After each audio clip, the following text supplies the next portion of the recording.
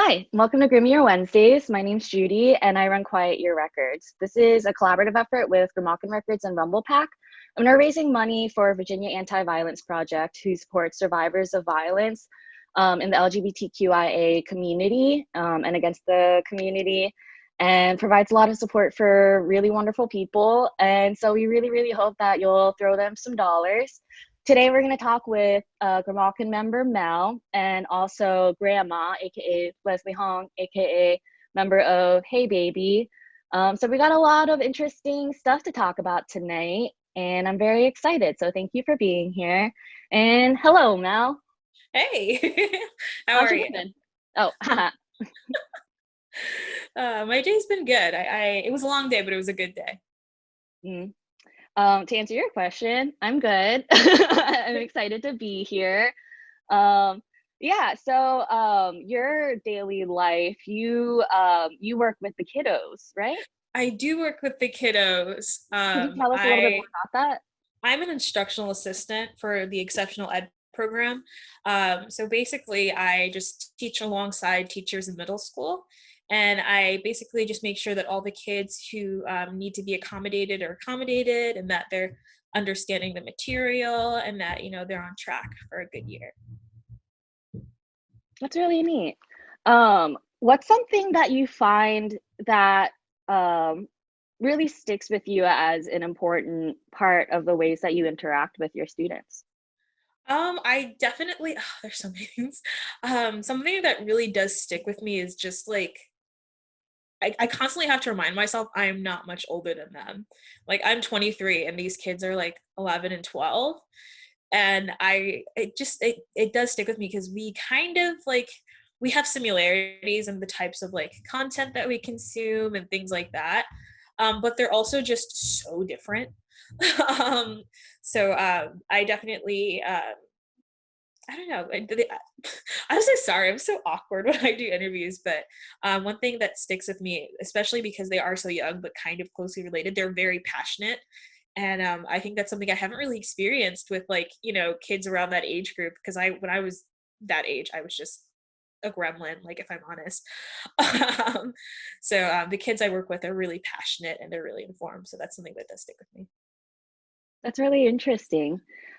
What's something that you find that you end up talking a lot with them about?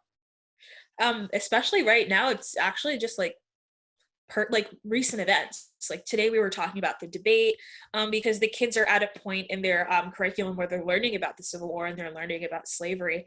And I do teach at a predominantly Black school, so we actually have conversations about how the Civil War and how slavery affects us to this day and how it has a legacy, a bad one that kind of trickled into the day and time that we live in. And we often find ourselves talking about how racism and how just the legacy of slavery affects us in our everyday lives, whether it is in school or out of school or interacting with other peers and things like that.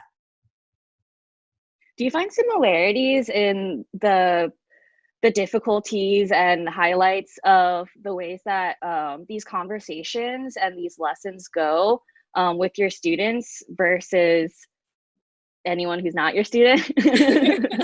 I mean, I could definitely be a lot more angry when I'm not talking to students. And because they are so young, it is something that is difficult.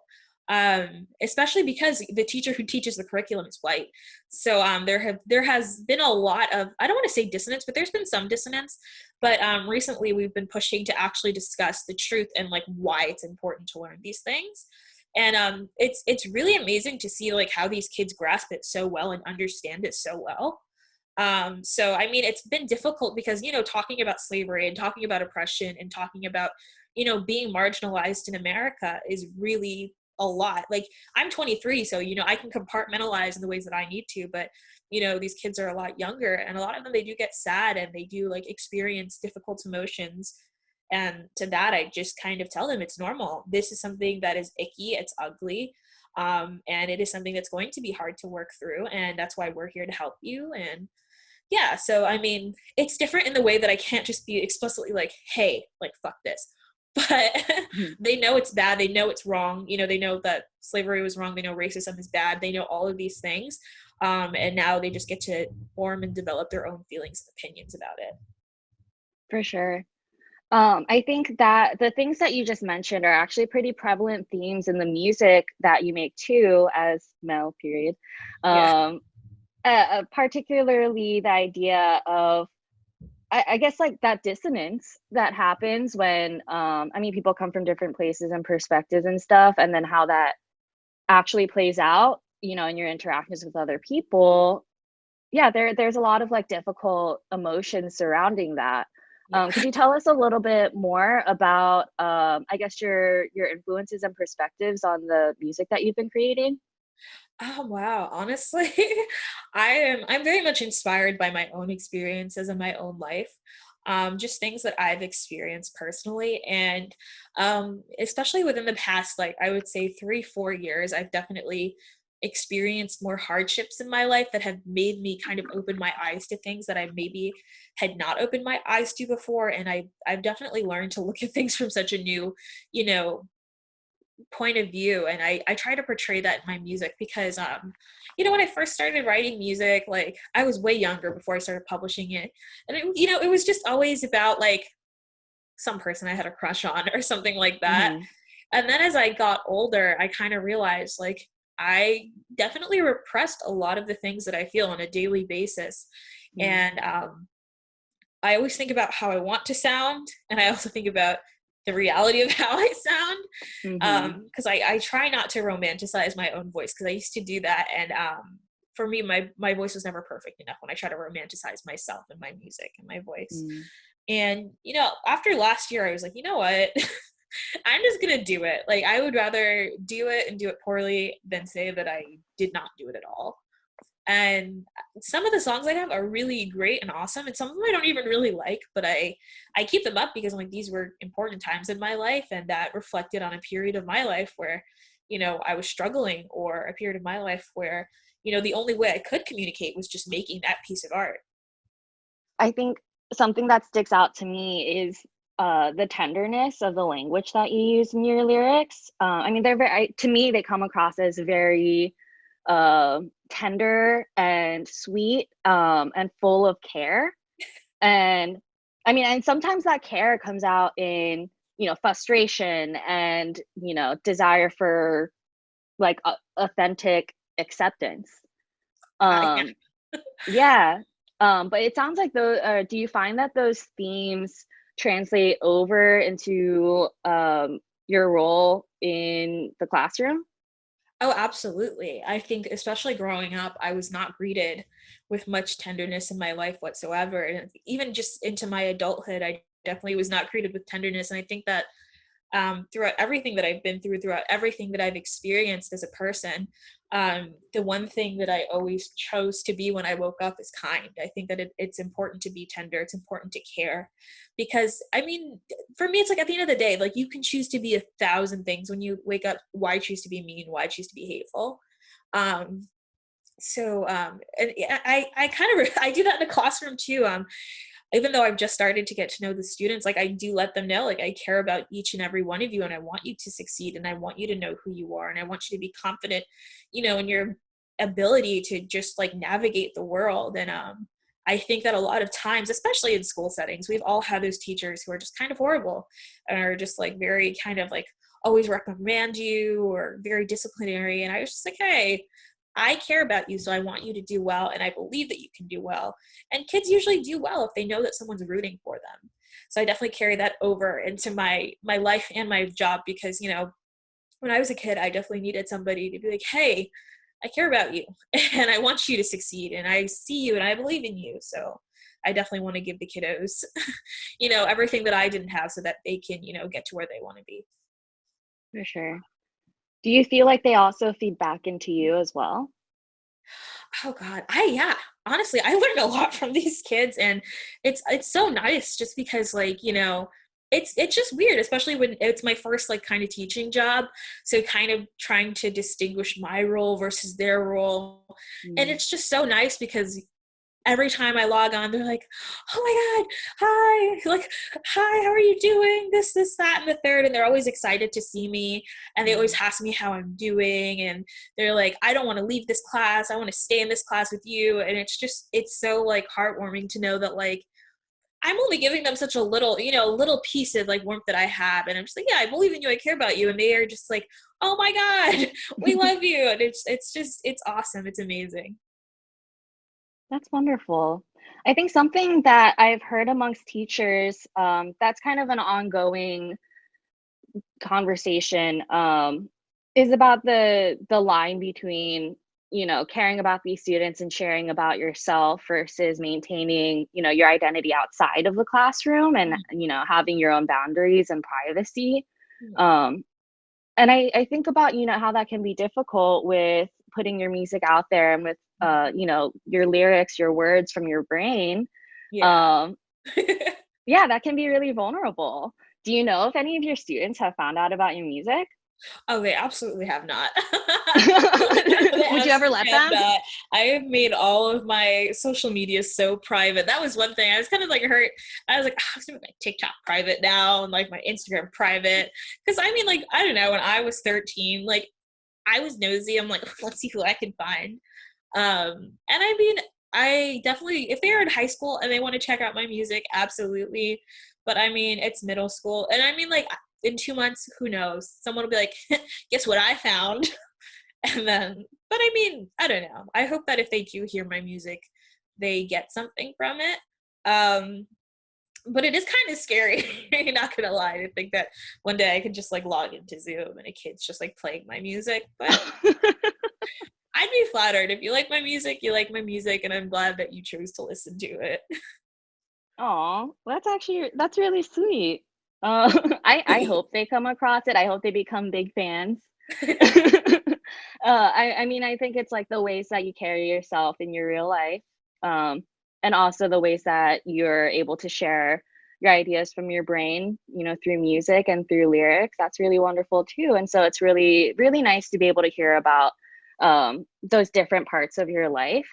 I have a few more questions for you. And so, kind of along the vein of trying to be kind, like these wanting to be hopeful for these kids, and for yourself as well. Yeah. What would you like to see in the future? And this doesn't have to be related to music, and just kind of in a broader sense. What do you want? Definitely what I want is I mean like it sounds corny, but I want equal access to education. Like I think that's something I've always been very passionate about. And it hurts me to see that like, it's different to think about it like I grew up in Connecticut. I grew up in a very like wealthy town. I wasn't wealthy, but I grew up in a wealthy town. So like my school had funding. I had everything that I needed. I had excess. So once I was out of that environment and into the real world, I realized that not all children have access to education like that. And it was just something that always just made me so mad. And it was just something that it just kind of woke me up to the reality of what life is like for people who are marginalized, live in marginalized communities. And just one thing that I want for these kids more than anything is to, have an education system that won't fail them. Because a lot of times people will blame marginalized people for being marginalized and, experiencing the things that they experience when in reality it's systematic. We all know that. Um, so one thing I want is for these kids to have that true equal access to like education and access to knowledge. And I want them to just run and soar with that. And I mean, with that, I also just want a country that doesn't systematically oppress Black people. But I want more than anything hope for these kids because I see a lot of them in situations where I know that they're not happy. And I see that, it's harder in marginalized communities and it's easier, especially in like Henrico County Public School District. It's easy to let kids fall through the cracks. It happens everywhere. It happens all the time.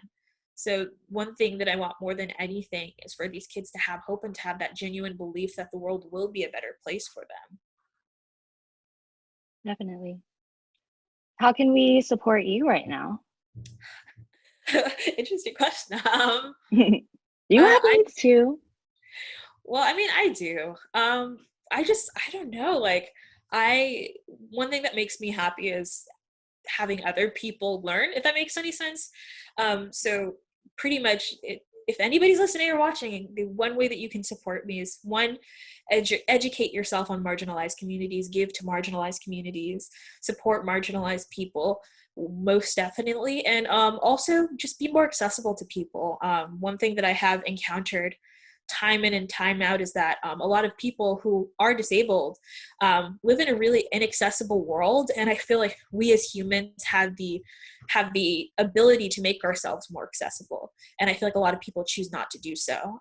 So I really ask that everybody just makes themselves more accessible and meet others where they're at. I think that's really important, because especially, you know, in my time in Richmond that I've been here, it is such a wonderful community, but at the same time, I feel like there are deficits where it comes to, you know, I feel like a lot of people are kind of left out and not being where they're met because maybe they have autism, or maybe because they have another disability that's kind of limiting whatever, you know. And I think that everyone kind of needs to be better in that sense. Make yourself more accessible, talk to people who aren't like you, and get to know people, and don't discard people based on their disabilities, because I see a lot of that in Richmond. I see a lot of that within the community even I'm in. So I definitely encourage people to support marginalized people, support disabled people, and make yourself more accessible, because it literally costs $0 to be nice to somebody.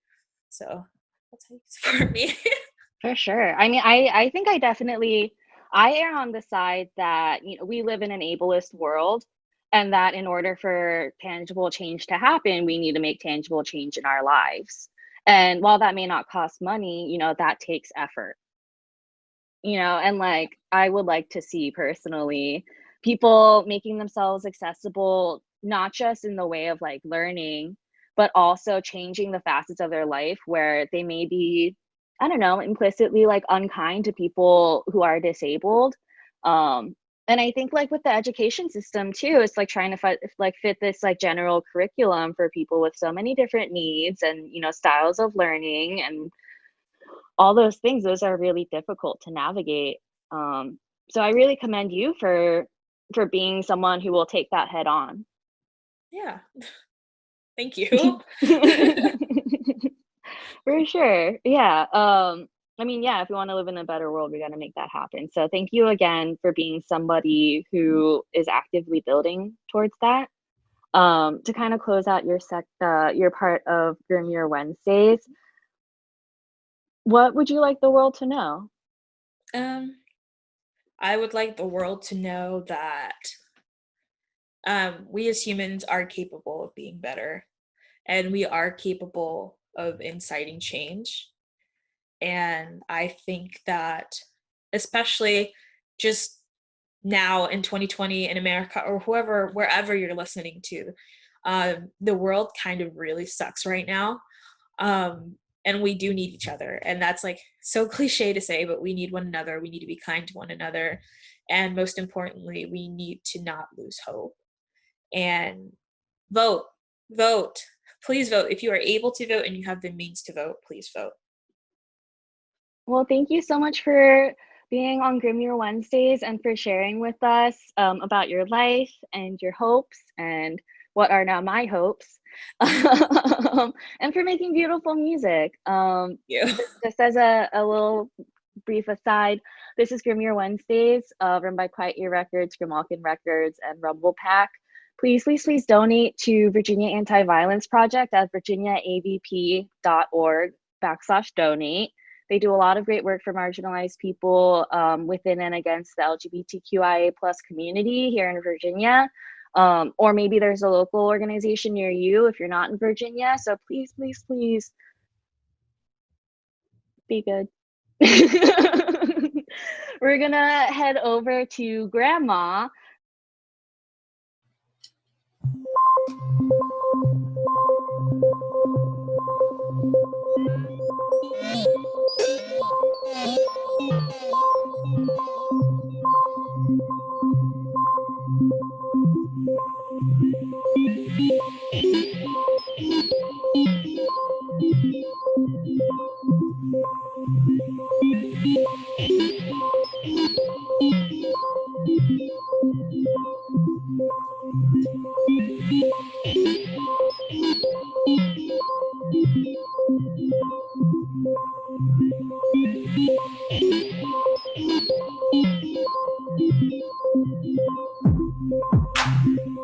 You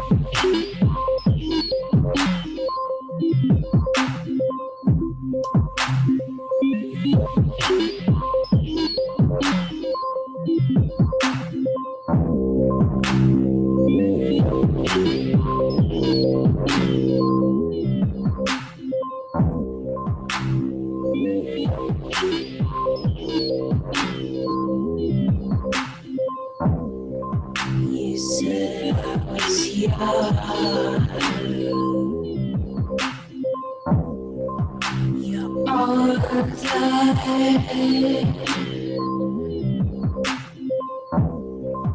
And I thought you knew better.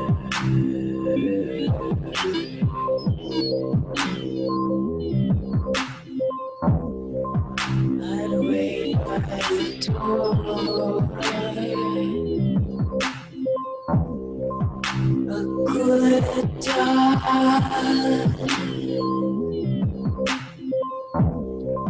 And I thought you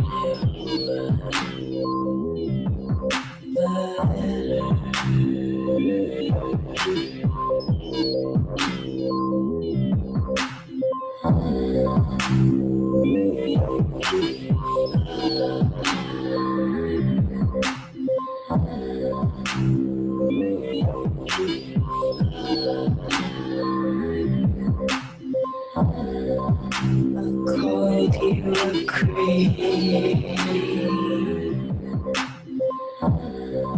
'Cause you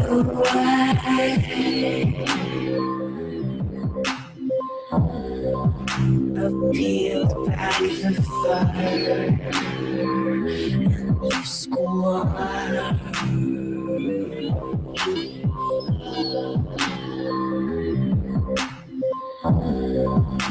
And I did things thinking I don't want, but I didn't want for you.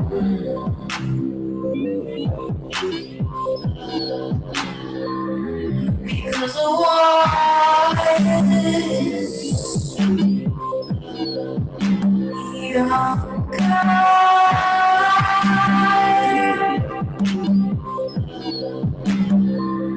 Because I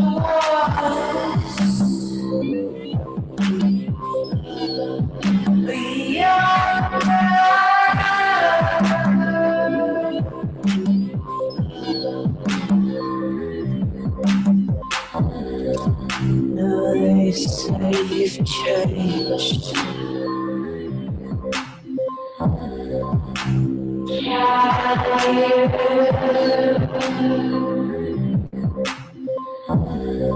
You hide behind your God and your scripture.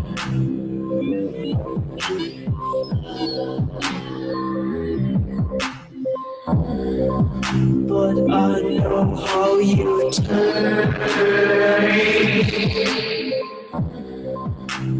on the inside. You hurt yourself, your bio, and your subsequent life. I saw you fall.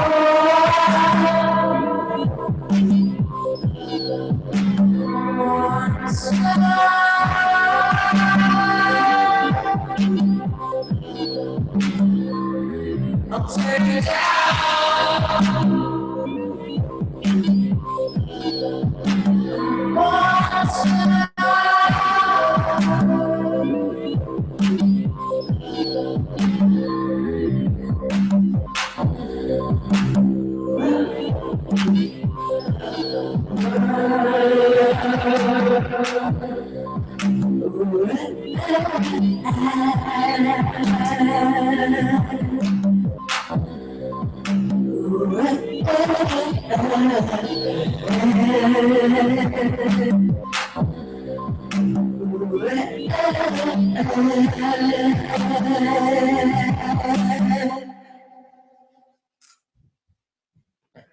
Cool, thanks.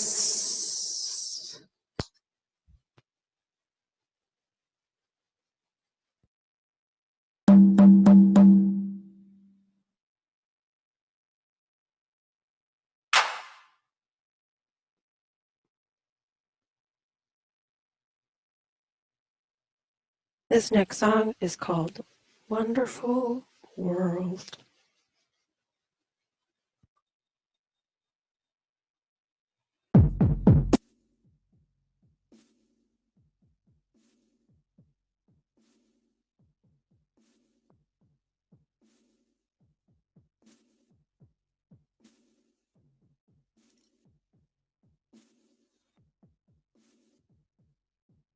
Huh, can you hear me now?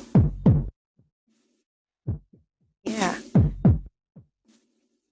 So can you not hear the drums? Huh. How are they sounding now? Cool. It's okay, I fucked it up anyway.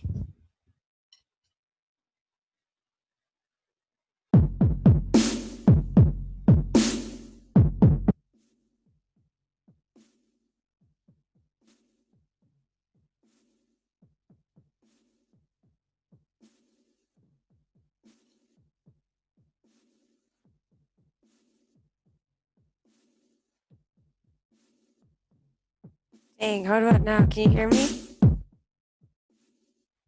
Huh, that's really weird.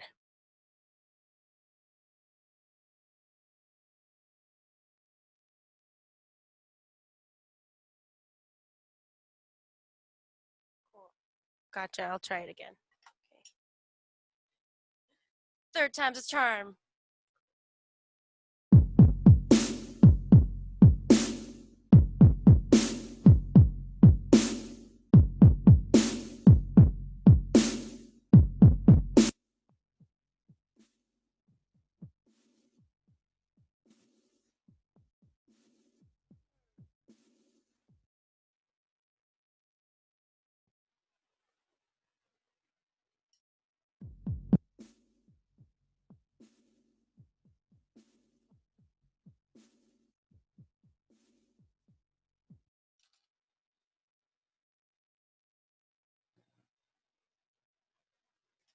I mean, I don't know, I wasn't doing anything differently than before. Do you think I should just try it again? That again?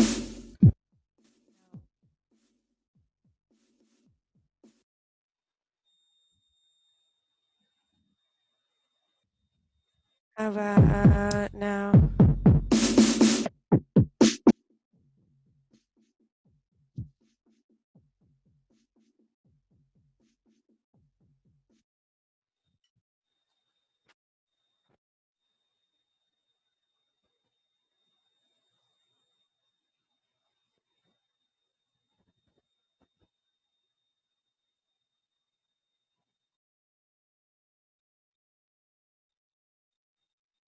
It was a treble, but I mean, I can turn it back up. Maybe is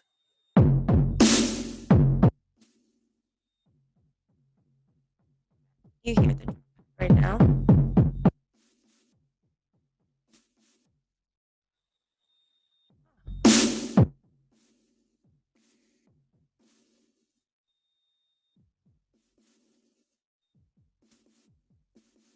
I'm gonna just keep doing it. Can you let me know if you can hear it or not?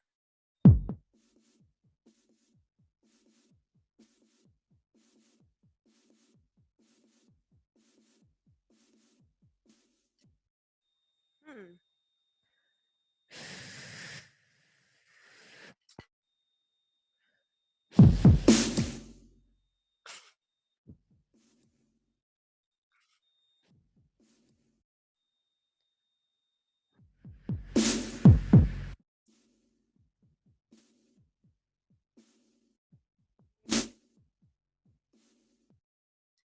Yeah, I guess I could do a loop with it.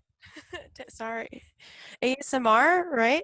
No, I'm fine. Yeah, I I'm guess. sorry for not like figuring my shit out beforehand.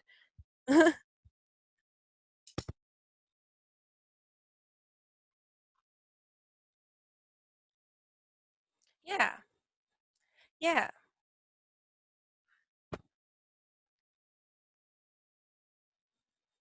Just yeah, there's something I have too many wires is what it is. Yeah. Okay, I'll try it again.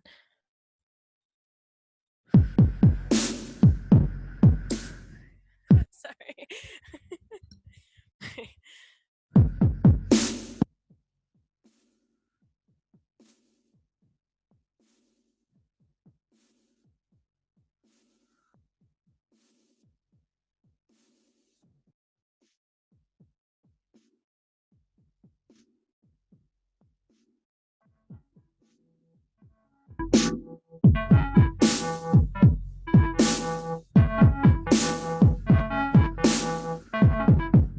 Okay, I'm gonna try something weird and do this backwards.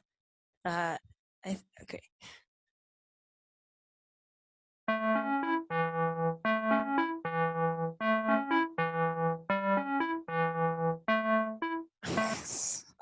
Sorry, I don't think that's gonna happen. Here, I'll just do it. It'll just sound funny. It's okay.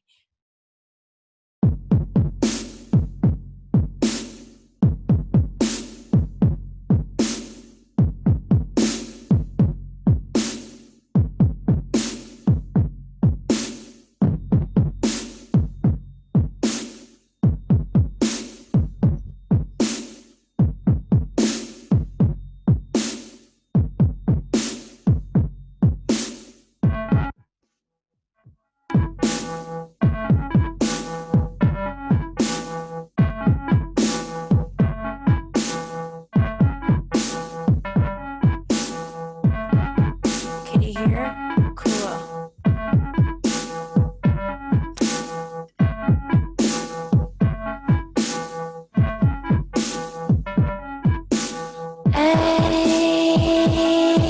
Angel, you put your hand in mine.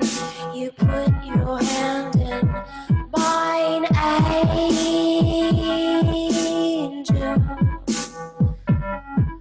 You put your arm through mine.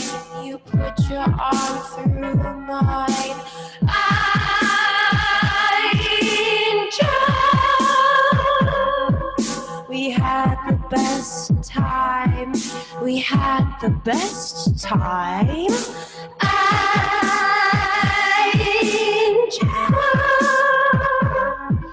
Let's do it all the time. Let's do it all the time.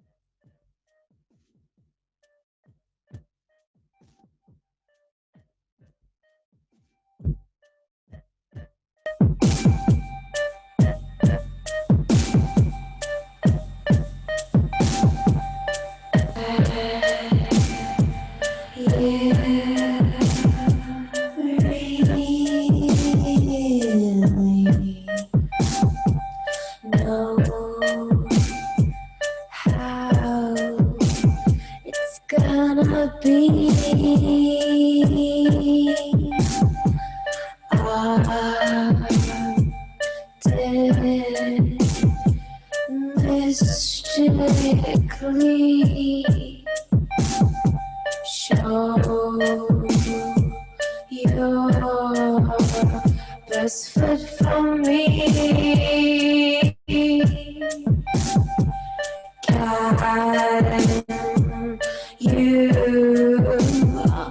you find a way to bear those teeth for me?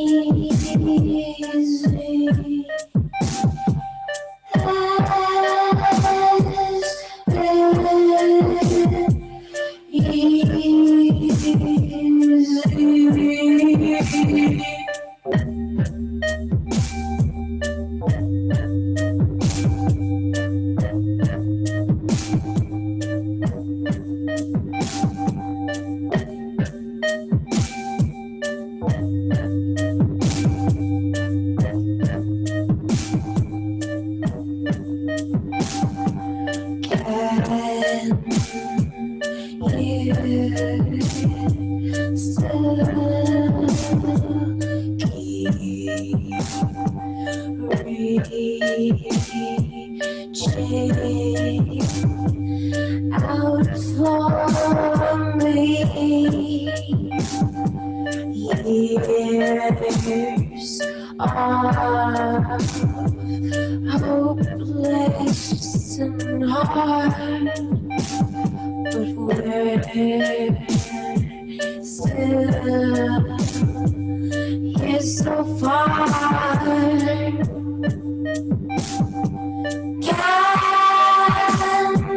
Can you reach me? Can you reach me? Can you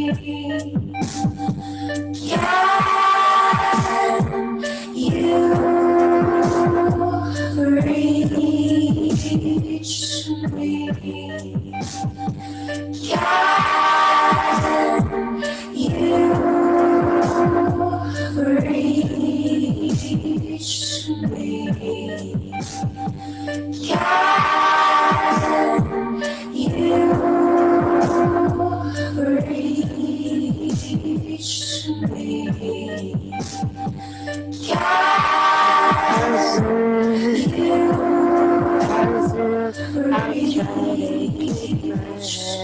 I'll try to keep my head.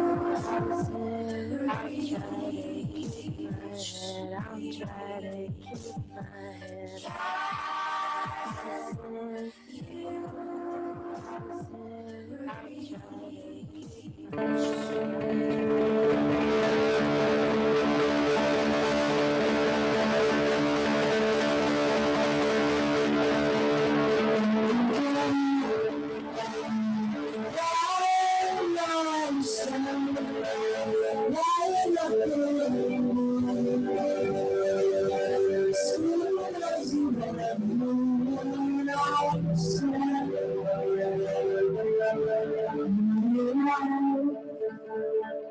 Change something if I shut my mouth. Let it all go past your heart itself. And we'll say it to the days you hurt me,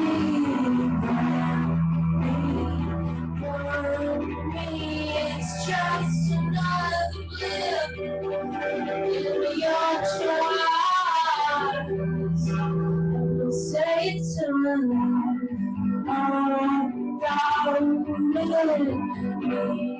Stop my lens, just a silly hole in your heart.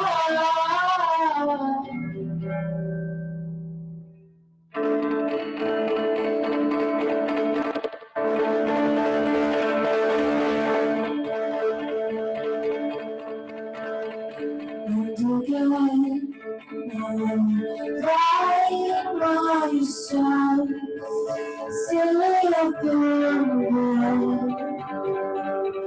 overthinking everything I've ever said. Would it have changed a thing if I shut my mouth and let it all go south.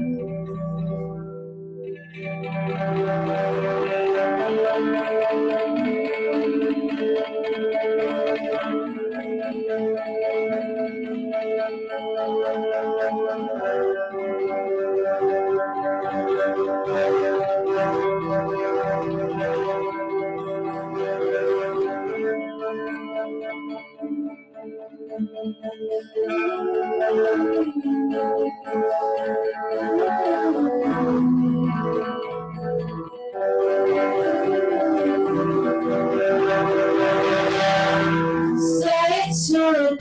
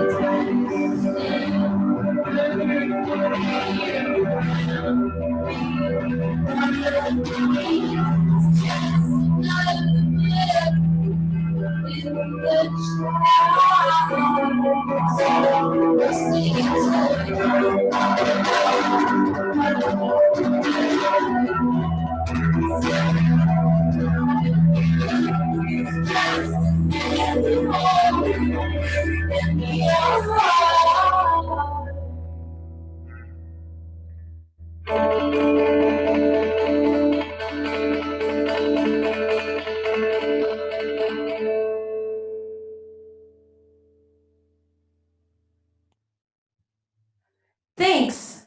That's all I have. This is Grim Your Wednesdays, and we're raising money for Virginia Anti-Violence Project.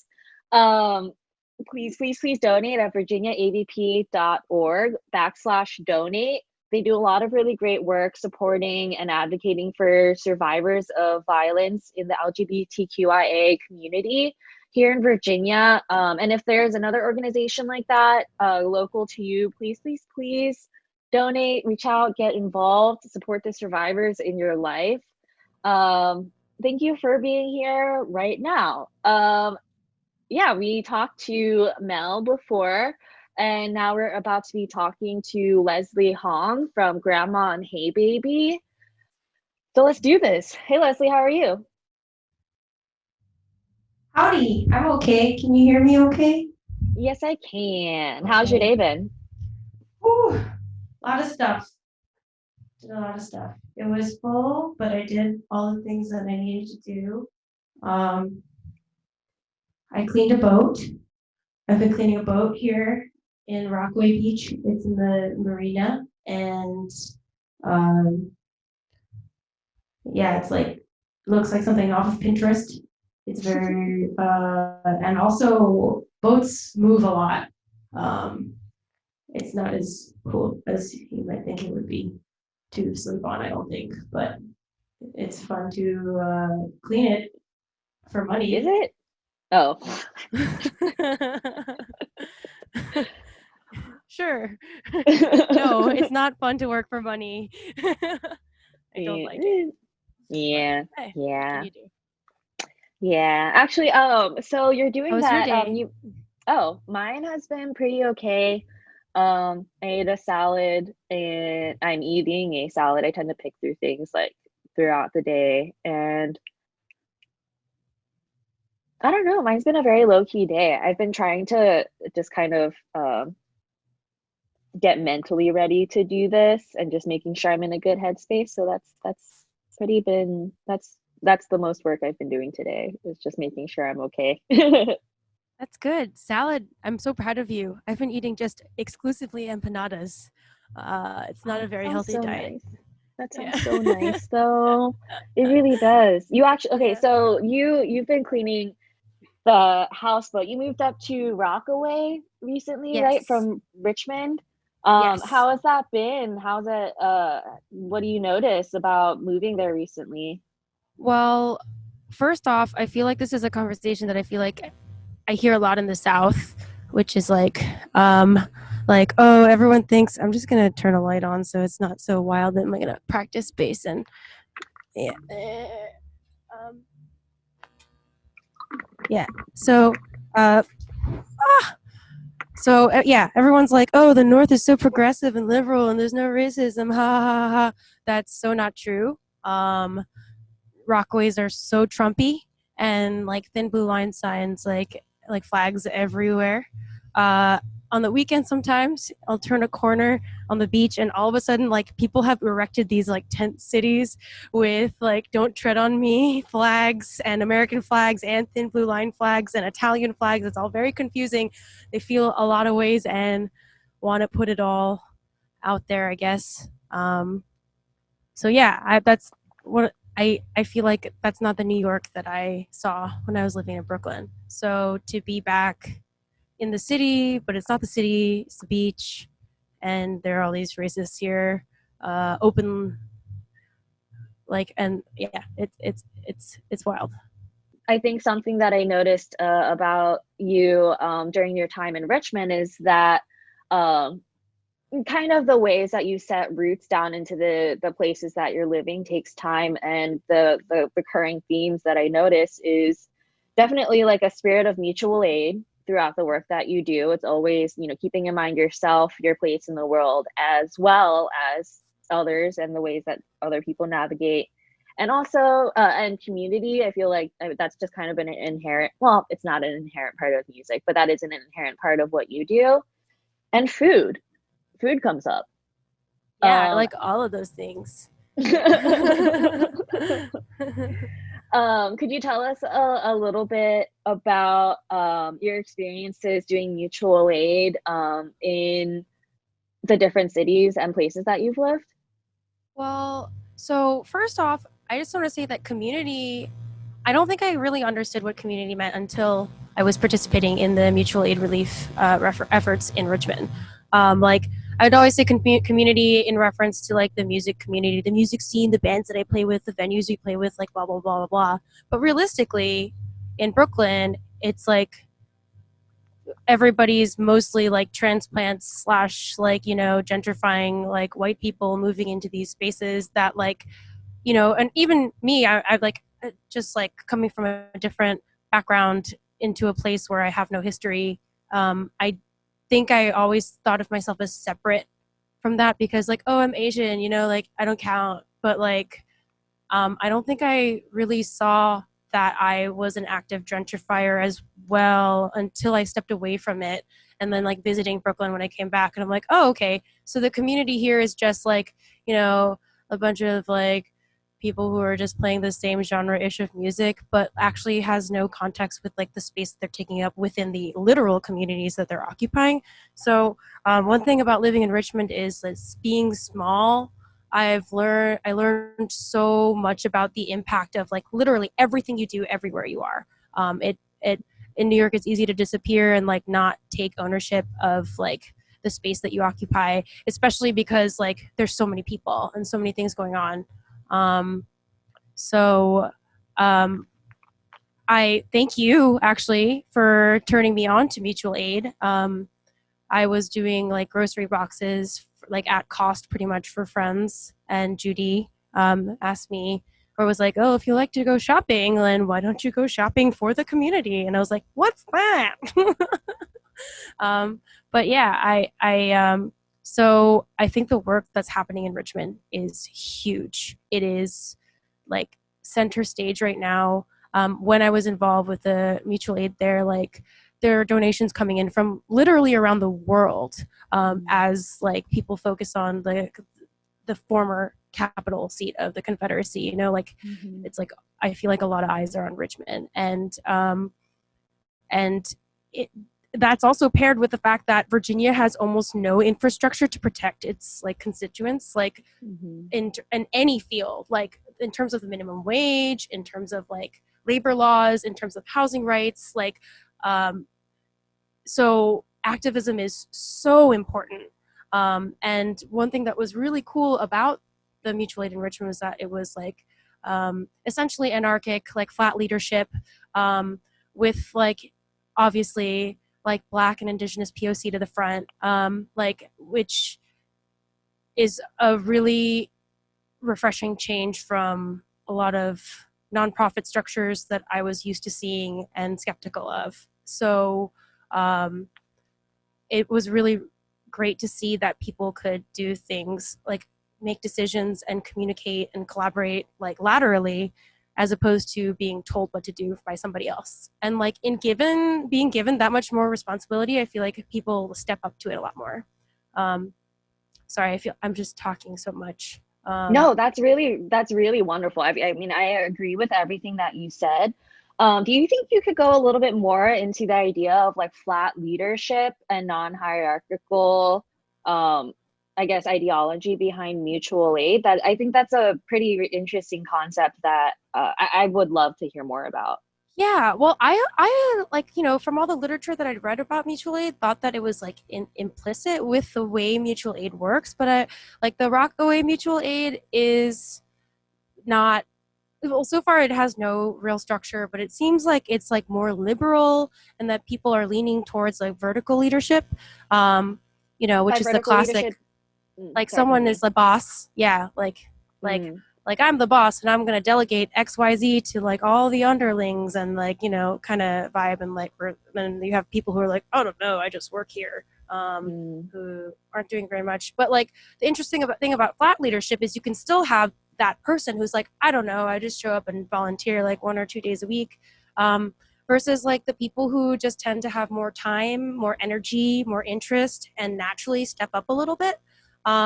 And I feel like I'm kind of one of those people where it's like, if I'm doing something, I'm just gonna like do it all the way. Like I want to know everything that happens. Like, you know, like why does this happen? Like how does this happen? Where does this go? Like where does this come from? Like kind of vibes. So I feel like I naturally like stepped into a more authoritative role only because like I literally took the effort to like poke every bear and like lift every rock and like see what's up.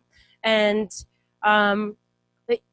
you'd see like other people who are like naturally becoming like or like look to for leadership or authority in within the organization for similar reasons, who like, you know, are just like charismatic, excellent, beautiful, kind, hard, like powerful people. I'm not saying that I'm all of those things, but like these are the traits that I'm like really missing in the people that I used to work with and, you know, collaborate with and like defer to on a regular basis.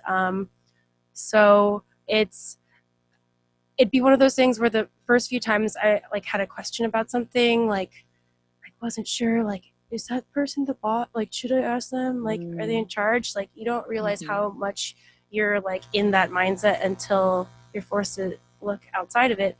But then I realized, oh, I have autonomy. If I want to start my own, if I want to decide to go pick up all of the donations at one of the drop-off locations, I can just do that. And like, that's on me to do that. Like that's a way that I can actively participate in community. And in recognizing that, I realize there's so many ways that like everyone can do that. Like even if it's just like sweeping up the street like in front of your house, or you know, like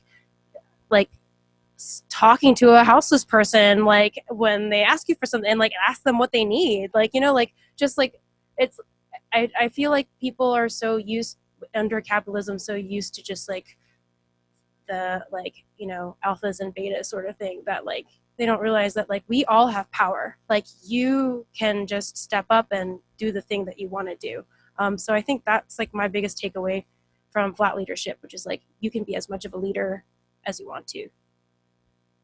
For sure. I think it's a really wonderful concept that, and I really appreciate you saying that everyone does have power. And I think that's something that's a part of capitalism that tries to diminish our Absolutely, yeah. ability to, take up space and to want to have that kind of autonomy. And so to kind of take that back, yeah, I agree that it doesn't necessarily come naturally, or at least that's not necessarily the first thing that I would think of, to think that I can have autonomy and that I can, utilize the skills that I have and, my interests that I enjoy to also serve the greater good. Mm-hmm. Yeah. Yeah. And I really, that phrase, serve the greater good, like that's something that I've been thinking about. I know we had like kind of talked about like food and like saying not necessarily like food service is not where we want to go, but like we both are like restaurant food people. But like one thing that the pandemic really brought out is that like I was just so used to being in the habit of serving, like being in service to others, but it's always fucking really, really rich white people, you know what I Who mean? don't Like, tip, who yeah, don't tip, who are really mean to you, yeah, and waste food. treat you like trash, you know, or like, God forbid, they like think that you're like a fun pet project of theirs and know your name and use it every second they can to like weaponize it against you. Hmm. I don't know, but like to now, I feel like what mutual aid is being in service to your community, and like I feel so fulfilled um by just embracing that concept. Even although I haven't like, I'm still like figuring out the ins and outs of the Rockaway mutual aid here, but it's like I like to think of almost any positive thing I do as like a loving tribute to my community, and in thinking of things in that framework, it's just made me do a lot more little things like putting the shopping cart like back in the place where it's supposed to go, kind of vibes. Um, yeah, even if it doesn't seem like a big deal, it's just like a mind frame that I think is important to have.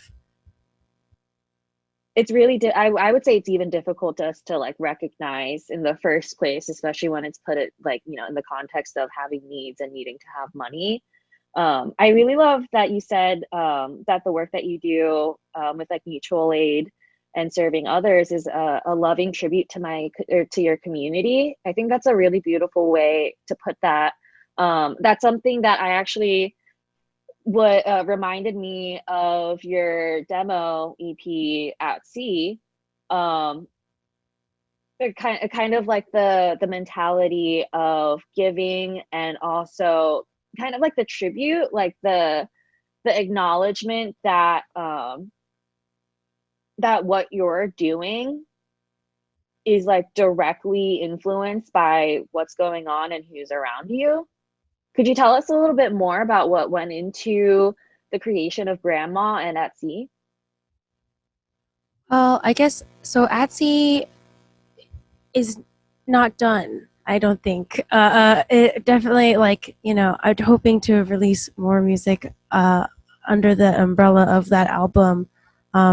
And I actually, that's funny that you mentioned that, because I feel like at sea for me meant being like alone and isolated and stranded. So Grandma started when I moved from Brooklyn back to like the metropolitan DC area to be closer to my family. Like my parents had moved to Virginia after I moved to college, and so I came back, and like DC's gross. I like everybody's like so ambitious and like don't talk to you if you are not important to them in terms of what they're trying to do in their career or whatever. Or at least that was the impression that I got. And I just felt like we're like, where are my dirty like crust punk queer kids? Like, where is my scene? Where are my people? I don't get it. Like, I'm at sea, you know. I'm just completely alone. My band is gone. Like, I have like like I just felt like I had nothing. So I did have my guitar pedal board, and I wasn't able to make loud noise with it. So I just plugged it into a really, really tiny 15-watt lunchbox amp, and started like doing some loops And that turns out it's actually really fun. And I do think that it's really important for me to have like a project that I get to exercise absolute control over, creatively at least, if not in terms of like the actual technical aspects of how like it works. Like one thing I like about live looping is that every session, every like performance is totally unique because I'm a human and I have feelings that translate into my timing and sometimes hit the wrong note, and like, you know, I try to embrace all that. So I don't know, I feel like I veered off from your original question, but That's yeah. okay. Yeah, For so sure. Etsy was more about being alone, but I definitely don't think I am capable of writing in a void. Like songs are reactions to feelings from engagements with people, with changes in my life. So yeah. Yeah. Do you find that the kinds of values and ideas that you've learned through mutual aid travel over into your relationship with your music? That I've actually been thinking a little bit about that, or a little bit of a lot about that too, because when I was in Richmond doing mutual aid, I was doing it like every day. On days that I would be like, I'm not coming in today, I'd like look for something to do and go do. Or if anyone was like, hey, can anyone go pick this thing up? I'll be, I'll do it. I might as well, you know. And I ended up like not writing music at all in that whole period of time that I was there. And I was thinking that it's like really important. Like the work that I was doing was so much more tangible. Like when it's like you're giving a hungry person food, like problem, solution, like immediate solution, at least, you know, like even if it is like a band-aid in the long run. Whereas like I feel like the work that you do in songwriting and creating and putting it out for the world is more nebulous. Like you don't really see any immediate effect from the art that you make. And I've definitely been at the point a lot, especially since like the uprising started, about feeling like, why am I devoting my energy Or hold to, it away from you more. oh, sorry, why am I why am I devoting my energy to like anything other than being in an active service community, than being present in like the actual like conversion to fascism that's happening in the world. Like how can I even like, and that's like it's something that I still struggle with too. But then you realize like people need art, like people need to cry. I feel like the reason I started doing music in general was because I'm an only child. I was so lonely growing up, and like for like a number of reasons, and like I truly felt that music was the way that I felt less alone. And so even in creating artwork that's like I'm sad and just putting it out into the world, it's like other people are fucking sad too, you know, like they're gonna feel a little better because they know they're not alone in that sense. And that is kind of like mutual aid, I guess. Like another parallel too is that like you ever meet like somebody who you really respect as a musician and they're like too cool to talk to you, like Oh. yeah. Yeah. Yep. Yeah. I fucking hate that. Like, yeah, I think that's like a hierarchical structure, right? Like I'm the performer, I'm the artist, I'm the talent, and like you're my fan. That's like that's a weird division to make. I think we're all people, and one thing that I've learned from like meeting people who I really respect and admire, like the ones that you continue to admire after you meet them are the ones that are humble enough to like think of you as a peer, as someone who also has value to contribute to you. And I feel like that's that concept of mutual aid, where like literally every single person around you is deserving of respect. Like that is important to like every part of my life, be it like the work that I have been paid to do, music, you know, walking down the street, driving, like anything. So that's one thing, a huge takeaway from mutual aid for me. That's really beautiful. I mean, I think it's like there's that line between, you know, making music in a capitalist world and trying to profit off your music and your art. And there's just, I mean, there's so many, it's really difficult, you know? And so like having those kinds of like values and ethics and putting those into tangible action, I mean, those are decisions that we have to make every single day, and we change every day as well. And so those kinds of like kind of revisions to our lives and the ways that we carry ourselves, it's like fascinating and pretty beautiful to see. So if anything, I'm really glad to see that the things that were meaningful to you in the communities that existed, that you existed in before, like the things that were good for you, you know, inspired you, and the things that were unsatisfactory drove you to be more involved in creating the world that you want to see. Does that make sense? Yeah, definitely. It's like when you gotta trim the fat. Like, Yeah. yeah, if it doesn't work, why stick with it? So Yeah, I mean, it's hard being like an artist and like that, like the idea of like wanting to, I don't know, support the people that you care about. And like, you know, it's like we know in our heads that like people need art and that people find healing and, you know, connection through music. But I thought it's really interesting that you brought up like the immediate tangible reaction is so different between being an artist and doing other kinds of work with like mutual aid. the beautiful thing about that is that it's like not at all mutually exclusive. You know, like you can do both. Like that's like maybe I'm trying to do too much right now. I don't know, but I feel like I like very full in all the things that I'm trying to do. Like, you know, like after months and months and months of not making any art, to actively like try to put some time aside to be creative and make music has been so like emotionally and spiritually rewarding in a way that I completely forgot like was part of me. You know, I feel like we've all just been here like collectively as a country, as like a human species, like just biting our nails at fucking COVID-19. You know, like that trauma feeling, like that's like mirrored everywhere. Like it's important to realize. I feel like, I mean, I don't know what circles you run in, but like a lot of people that I've been meeting, it's become kind of normalized. I feel like people are like forgetting about it a little bit, but like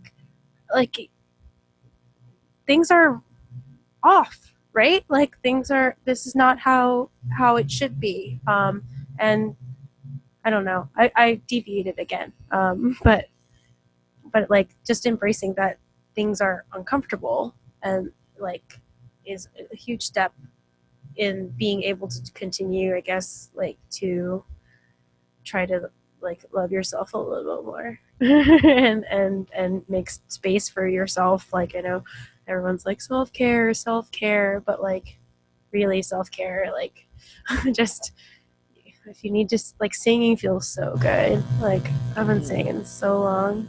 Yeah. Singing is really healing for your body. Actually, yeah. But a friend of mine with toddlers once said that, like, she was like, she said that, like, screaming actually releases some kind of endorphin. And so when toddlers, like, figure that out, like, they just start screaming nonstop. And so it's, like, totally natural. That explains like a lot of my behavior. Yeah. Also, breathing from your diaphragm, and like supporting your breath, like your diaphragm is like under your rib cage over here. That's how you can like the range of sounds that like a human adult can make, if you support your diaphragm, is actually a lot wider than I think a person would normally consider comfortable for themselves. And so, like, I mean, those are like muscles here that that you have to like use to make that happen. And so for babies and young children, for them, their diaphragms are very well supported because that's like basically what they know. And so because it's well supported and they have good breath support there, that's why they can scream for hours and not get tired. Huh. Is it because they have more bones? And that's I like don't think literally so. more supported? I don't know. I wonder if it's because maybe they just like have less body to support. I remember like when I first learned that like babies are born with like 300 something bones, and then like as you grow they all fuse together and then you only have 200. So, and like what? Like babies are just full of bones. Like Your nipples are older than your teeth. huh. Yeah. Yeah. Guess so. Cool. Ancient thought- nips. Grandma nips, you could call them. Yes. Yeah. So it's really been lovely talking with you about the ideas that have inspired you and influenced you with your music and the work that you do with mutual aid and just being a member of your community. That being said, working towards a better future, what does that look like to you? What do you want to see in the future? Well, I would like to see some kind of cohesive like action against fascism. Like, I don't know what that looks like. I'm still relatively new to activism, but like it feels so like on the verge. It feels there. And like I've had this conversation with my mom before, and she's like, "You're just listening to too much news. Like, you know, that's not actually happening." But like, I feel like it's actually happening. And like I've seen like so many parallels to like Nazi Germany with what's happening in the country right now, and that's terrifying. I want that. I want like immediately. I want that to be addressed. I want that to be combated. Like I don't know. Maybe I'm fear mongering, but that feels like at the forefront of so many things for me. We're like living in an active police state where like police can kill people. They can just kill people and beat you in the street and have no punitive measures like for that behavior. It's totally normalized. Like fucking Proud Boys stand by or whatever, you know, like gosh, yeah, I want that to stop. Like that's like what I want for the future. I can't even like I'm having trouble like thinking of like a bigger picture thing. Like I mean, that's a huge picture thing on its yeah, own. yeah, yeah. That's what I want, and I don't know how to do it. I get, but like I think talking about it is a start. I think everybody should be talking about it. You should like force people to talk about it who don't want to talk about it. Like don't yell at them, you know, but like just like be like, hey, like, so what do you think about like our like slipping towards like fascism, you know? Like, I don't know. Yeah. Yeah, I mean, I think something that you've emphasized with me over the years is the idea of having I don't want to say like a respectful conversation. I feel like respectful is not the word for it, but I guess like an empathetic conversation and recognizing where people are at, and that people have different interests and show those things differently. So it's really wonderful to hear the ways that you've talked about the ways that you're utilizing what's important to you and what you like and makes you feel good and what you're good at to be able to combat all of those things, all these feelings. Thank you. I feel so seen. Is there any ways that we can support you as an artist or individual?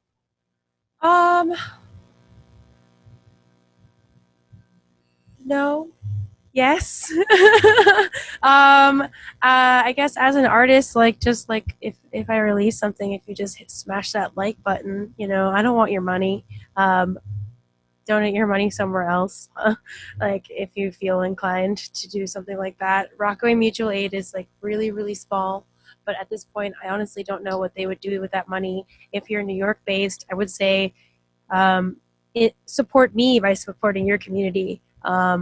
If you literally want to support me, I would say buy my kimchi. I've been making a lot of vegan kimchi at Kimchi NYC on Instagram. I have one post. Uh, and yeah, I guess that's it. But I guess it's supporting, I don't know, just thinking too much about it. That's okay. Well, I mean, we yeah. can kind of tie that into the last question I have for you is basically like what do you want the world to know? I want the world to know that like your perspective is only your perspective, and let that mean whatever it means for you. It means that you can change it if you want to. It means that other people might think differently from you because of that's what they know. Approach every interaction like I feel like when I was younger, I used to always think that like, you know, like screw them, like they like, you know, how could they do this? Like this person did this thing to me. But like no one's ever the villain in their own narrative.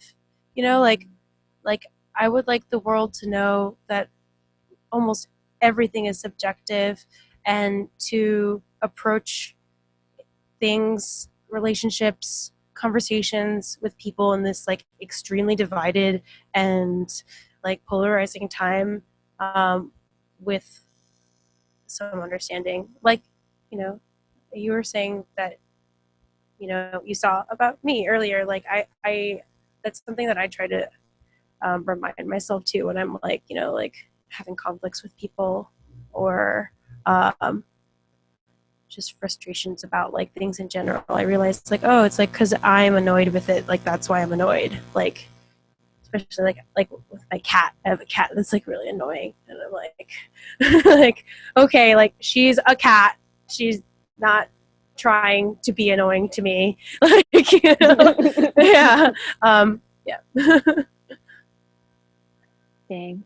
Yeah. Well, thank you so much for sharing about yourself, the ways that you are, and for all that you do. I'm just gonna go ahead and close out by saying that that was Leslie Hong, aka Grandma, aka Hey Baby. We talked with Mel earlier.